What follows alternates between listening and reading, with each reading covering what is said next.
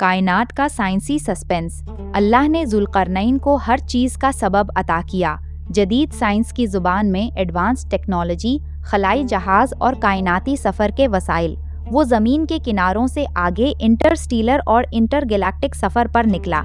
ये कहानी कुरान की आयात सूरतुल कहफ 83 और 99 से मुतासिर एक साइंसी तख़य्युल है।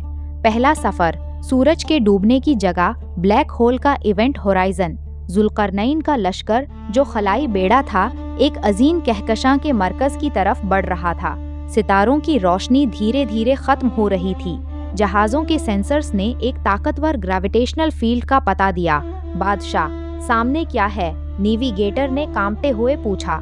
स्क्रीन पर इक्रेशन डिस्क नज़र आ रही थी, गैस और सितारों के मलबे की एक चमकदार घूमती हुई डिस्क जो ब्लैक होल के गिर्द भंवर की तरह घूम रही थी। जुल्करनैन ने जवाब दिया, ये सुपरमैसिव ब्लैक होल है, मिल्की वे के मरकज़ वाला। सूरज या कोई सितारा इसके इवेंट होराइजन में डूब रहा है। जैसे ही वो करीब हुए, टाइम डायलेशन का असर शुरू हुआ।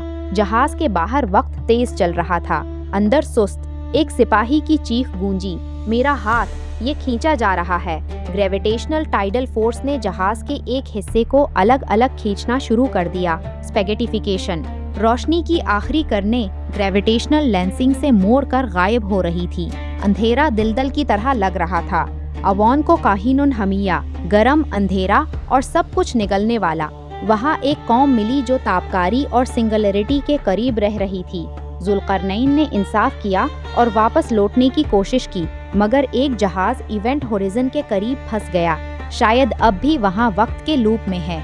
सस्पेंस, क्या जुल्करनैन ने ब्लैक होल के पार वर्म होल से गुजरकर दूसरी कायनात देखी? क्या वो वापस आया या सिर्फ उसका सबब वापस आया? दूसरा सफ़र, सूरज सितारे की पैदाइश की जगह। नेबुला और प्रोटोस्टार अब मशरिक की तरफ। एक अजीम मॉलिक्यूलर क्लाउड सितारों की नर्सरी में दाखिल हुए। गैस और धूल के बादल जो हजारों नूरी साल फैले हुए थे। जहाज़ों के अंदर दर्जा हरारत बढ़ने लगा। सामने प्रोटोस्टार बन रहा था, एक बच्चा सितारा जो अपने गिर्द एक्रेशन डिस्क बना रहा था, जहां से जेट्स, प्लाज्मा के तेज धारे निकल रहे थे जो रोशनी और तापकारी फेंक रहे थे। यहाँ की कौम शदीद कॉस्मिक रेडिएशन और अल्ट्रावायलेट रोशनी में झलसती थी। कोई माहौल, एटमॉस्फेयर नहीं था जो साया या हिफाजत करता। कोई ढाल नहीं, बिल्कुल कुरान की तरह। एकदम एक प्रोटोस्टार ने न्यूक्लियर फ्यूजन शुरू किया।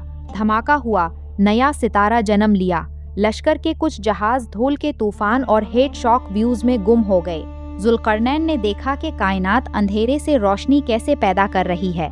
सस्पेंस, क्या ये सितारा बनने का अमल था या नई कायनात का बिग बैंग जैसा आगाज? जुल्करनैन ने क्या राज जाना जो जदीद साइंस अभी तलाश कर रही है?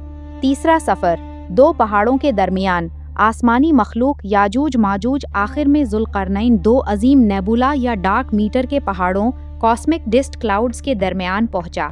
उनके दरमियान एक वर्म होल या डायमेंशनल पोर्टल था जिससे आसमानी मखलूक निकल रही थी।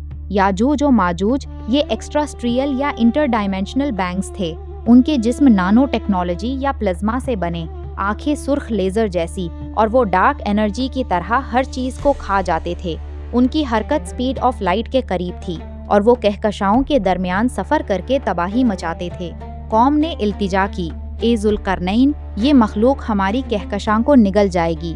जुल्करनैन ने लोहे, स्ट्रॉन्ग अलॉयज और तांबे डबल कंडक्टिव मेटल्स की तहों से एक अजीम डायमेंशनल बैरियर या फोर्स फील्ड वाल तामीर किया जो वर्म होल को सेल कर रहा था। तामीर के दौरान मखलूक ने हमला किया, वाल लर्ज उठा, क्वांटम फल्कियोवेशन से खला फटने लगा और लश्कर खौफजदा हो गया। आखिरकार वाल मुकम्मल हुआ, एक स्टेबल मटेरियल की तह जो कयामत तक रोके रहेगी। सस्पेंस, क्या ये वॉल अब भी किसी कहकशां में मौजूद है? क्या याजूज माजूज डार्क मीटर बेंग्स हैं जो एक दिन वॉल तोड़कर आएंगे? इख्तिताम, जुल्करनैन का सफर साइंसी मौजिज़ा था। ब्लैक होल की सिंगुलैरिटी, सितारों की पैदाइश और कॉस्मिक मखलूकात के राज। कुरान हमें कहता है कि अल्लाह की निशानियां कायनात में फैली हैं। इल्म बढ़ाओ, मगर अल्लाह पर ईमान रखो।